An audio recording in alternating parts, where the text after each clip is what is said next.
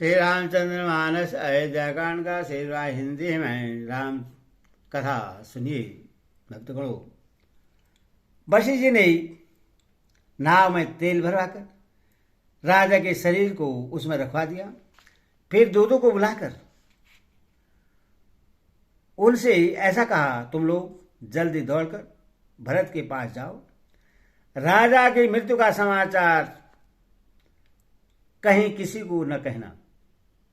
जाकर भरत से इतना ही कहना कि दोनों भाइयों को गुरुजी ने बुला भेजा है। मुनि की आज्ञा सुनकर धावन दूत दौड़े। वे अपने बेग से उत्तम घोड़ों को भी लजाते हुए चले।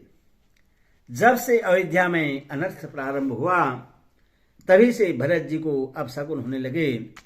वे रात को भयंकर स्वप्न देखते थे और जागने पर उस स्वप्नों के कारण करोड़ों अनेकों तरह की बुरी बुरी कल्पनाएं किया करते थे। अनिष्ट शांति के लिए वे प्रतिदिन ब्राह्मणों को भोजन कराकर दान देते थे। अनेकों विधियों से रुद्राभिषेक करते थे। महादेव जी को हृदय में मनाकर उनसे माता पिता कुटुंबी और भाइयों का कुशल क्षेम मांगते थे। भरत जी इस प्रकार मन में चिंता कर रहे थे कि दूत आ पहुंचे। गुरुजी की आज्ञा कानों से सुनते ही हुए गणेश जी को मनाकर चल पड़े। हवा के समान वेग वाले घोड़ों को हाँकते हुए वे विकट नदी पहाड़ तथा जंगलों को लागते हुए चले। उनके हृदय में बड़ा सोच था, कुछ सुहाता न था।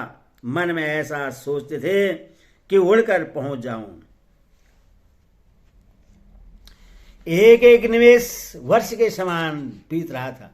इस प्रकार भरत जी नगर के निकट पहुंचे। नगर में प्रवेश करते समय अपशकुन होने लगे। कौवे बुरी जगह बैठकर बुरी तरह से कांव कांव कर रहे हैं। गधे और सियार विपरीत बोल रहे हैं। यह सुन सुनकर भरत के मन में बड़ी पीड़ा हो रही है। तालाब नदी वन बगीचे सब शोभाहीन हो रहे हैं। नगर बहुत ही भयानक लग रहा है। श्री रामचंद्र जी के वियोग रूपी बुरे रोग से सताए हुए पक्षी पशु घोड़े हाथी ऐसे दुखी हो रहे हैं कि देखे नहीं जाते। नगर के स्त्री पुरुष अत्यंत दुखी हो रहे हैं, मानो सब अपनी सारी संपत्ति हार बैठे हों। नगर के लोग मिलते हैं पर कुछ कहते नहीं। गांव से चुपके से जोहार वंदना करके चले जाते हैं। भरत जी भी किसी से कुशल नहीं पूछ सकते, क्योंकि उनके मन में भय और विषाद छा रहा है। बाजार और रास्ते देखे नहीं जाते, मानो नगर में दसों दिशाओं में दवाग्नि लगी है। पुत्र को आते सुनकर सूर्य कुल रूपी कमल के लिए चांदनी रूपी कैकेयी बड़ी हर्षित हुई। वह आरती सजाकर आनंद में भरकर उठ दौड़ी और दरवाजे पर ही मिलकर भरत शत्रुघ्न को महल में ले आई। भरत ने सारे परिवार को दुखी देखा, मानो कमलों के वन को पाला मार गया हो। एक कैकेयी ही इस तरह हर्षित दिखती है, मानो भिलनी जंगल में आग लगाकर आनंद में भर रही हो। पुत्र को सोच बस और मन मारे बहुत उदास देखकर वह पूछने लगी, हमारे नहर में कुशल तो है? भरत जी ने सब कुशल कह सुनाई। फिर अपने कुल की कुशल से पूछी। भरत जी ने कहा, कहो पिताजी कहाँ हैं?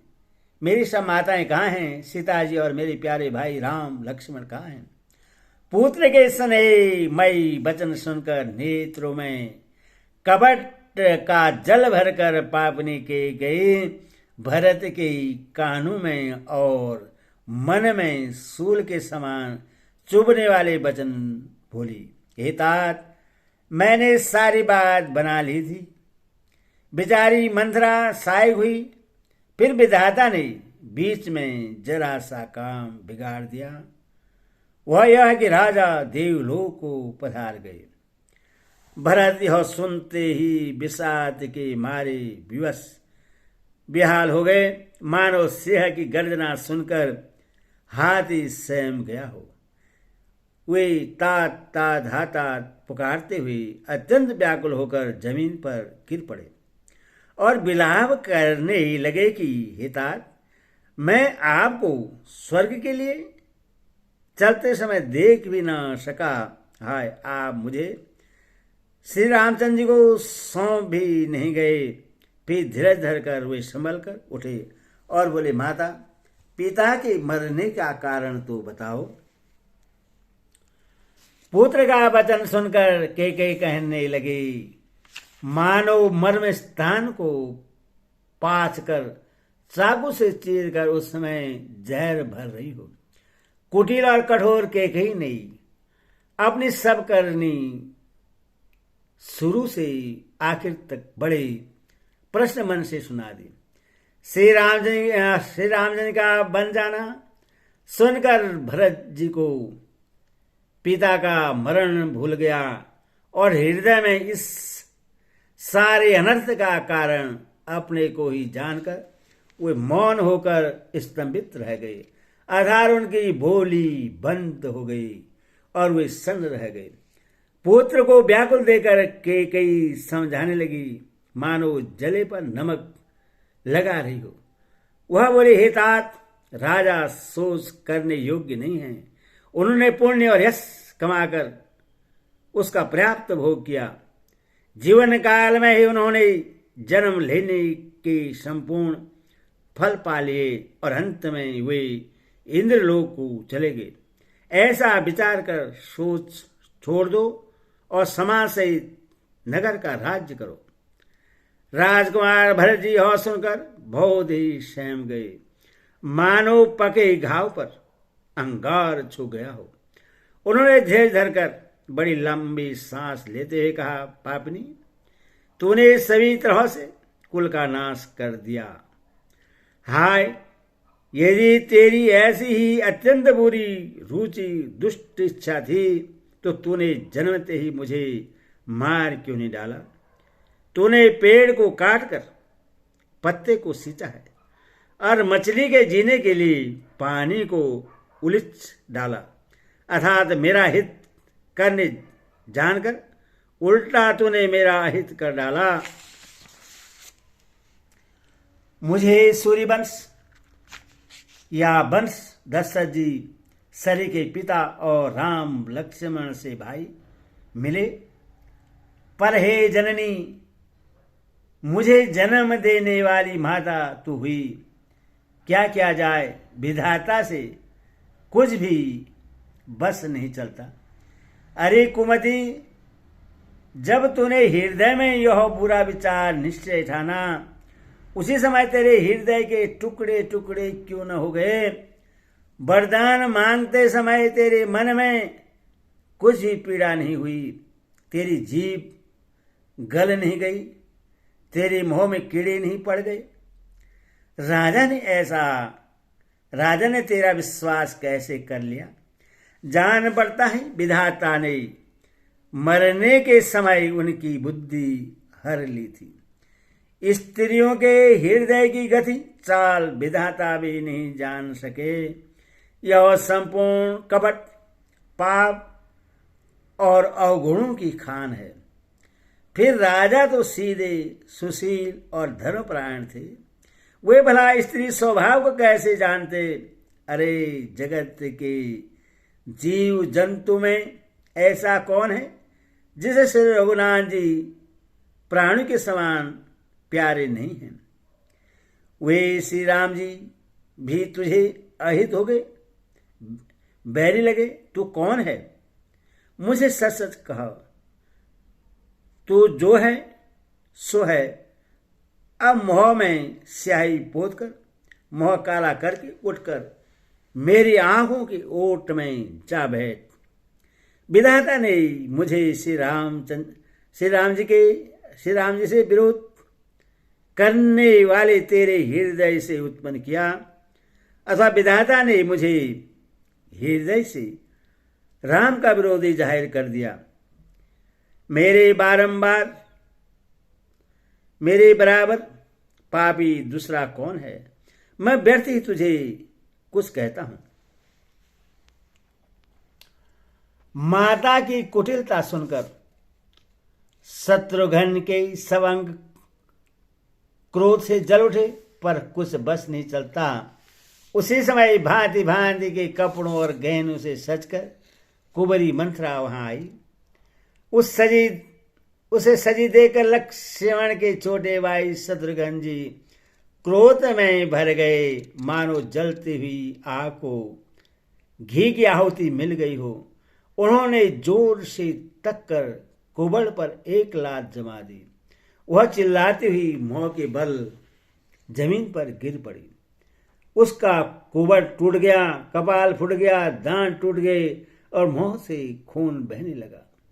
वह कराहती हुई बोली, हा देव, मैंने क्या बिगाड़ा जो भला करते बुरा फल पाया। उसकी यह बात सुनकर और उससे नख से शिखा तक दुष्ट जानकर शत्रुघ्न जी झोटा पकड़ कर उससे घसीटने लगे। तब दयानिधि भरत जी ने उसको छुड़ा दिया और दोनों भाई तुरंत कौशल्या जी के पास गए।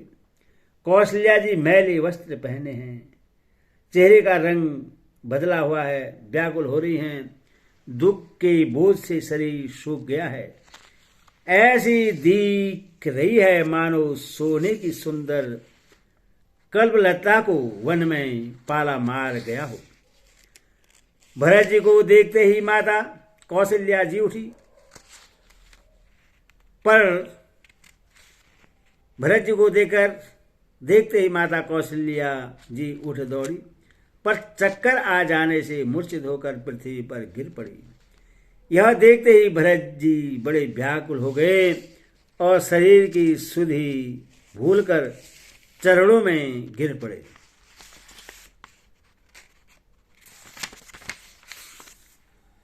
फिर बोले, माता पिताजी कहाँ हैं? उन्हें दिखा दे। सीता जी कहा, मेरे दोनों भाई श्री राम लक्ष्मण कहाँ हैं? उन्हें दिखा दे। कह गई, जगत में क्यों जन्मी, और यदि जन्मी ही तो फिर भांज क्यों न हुई। जिसने कुल के कलंक, अपयश के भाड़े और प्रियजनों के द्रोही मुझ जैसे पुत्र को उत्पन्न किया। तीनों लोगों में मेरे समान अभागा कौन है, जिसके कारण हे माता तेरी यह दशा हुई। पिताजी स्वर्ग में हैं और श्री राम जी वन में हैं। केतु के समान केवल मैं ही इन सब अनर्थों का कारण हूं। मुझे धिक्कार है। मैं बांस के वन में आग उत्पन्न हुआ और कठिन दाह, दुख और दोषों का भागी बना। भरत जी के कोमल वचन सुनकर माता कौशल्या जी फिर संभल कर उठी। उन्होंने भरत को उठाकर छाती से लगा लिया और नेत्रों से आंसू बहाने लगी। सरल स्वभाव वाली माता ने बड़े प्रेम से भरत जी को छाती से लगा लिया, मानो श्री राम जी ही लौट कर आ गए हों। फिर लक्ष्मण जी के छोटे भाई शत्रुघ्न को हृदय से लगाया। शोक और स्नेह हृदय में समाता नहीं है। कौशल्या जी का स्वभाव देखकर सब कोई कह रहे हैं, श्री राम की माता ऐसा स्वभाव क्यों न हो। माता ने भरत जी को गोद में बैठा लिया और उनके आंसू पोंछकर कोमल वचन बोली, हे वत्स, मैं बलैया लेती हूं। तुम अब भी धैर्य धरो, बुरा समय जानकर शोक त्याग दो। काल और कर्म गति अमिट जानकर हृदय में हानि और गलानी मत मानो। हे तात, किसी को दोष मत दो। विधाता मुझको सब प्रकार से उल्टा हो गया है, जो इतने दुख पर भी मुझे जिला रहा है। अब भी कौन जानता है उससे क्या भारा है। हे तात, पिता की आज्ञा से श्री रघुवीर ने भूषण वस्त्र त्याग दिए और वलकल वस्त्र पहन लिए। उनके हृदय में कुछ विषाद था न हर्ष। उनका मुख प्रश्न था, मन में न आसक्ति थी न रोष द्वेष। सबका सब तरह से संतोष कराकर वे वन को चले। यह सुनकर सीता भी उनके साथ लग गई। श्री राम के चरणों की अनुरागिणी वे किसी तरह न रही। सुनते ही लक्ष्मण भी साथ ही उठ चले। श्री रघुनाथ ने उन्हें रोकने के बहुत यत्न किए, पर वे न रहे। तब श्री रघुनाथ जी सबको सिर नवाकर सीता और छोटे भाई लक्ष्मण को साथ लेकर चले गए। श्री राम लक्ष्मण और सीता वन को चले गए। मैं न तो साथ ही गई और न मैंने अपने प्राण ही उनके साथ भेजे। यह सब इन्हीं आंखों के सामने हुआ तो भी अभागे जीव ने शरीर नहीं छोड़ा। अपने स्नेह की ओर देखकर मुझे लाज भी नहीं आती। राम सर के पुत्र की मैं माता, जीना और मरना तो राजा ने खूब जाना। मेरा हृदय तो सैकड़ों वज्रों के समान कठोर है। कौशल्या जी के वचन को सुनकर भरत सहित सारा निवास व्याकुल होकर विलाप करने लगा। राजमहल मानो शोक का निवास बन गया। बोल सियावर रामचंद्र की जय, बोल पवन सुत हनुमान की जय, बोल कृष्ण कन्हैया लाल की जय, बोल सीता माता दरबार की जय।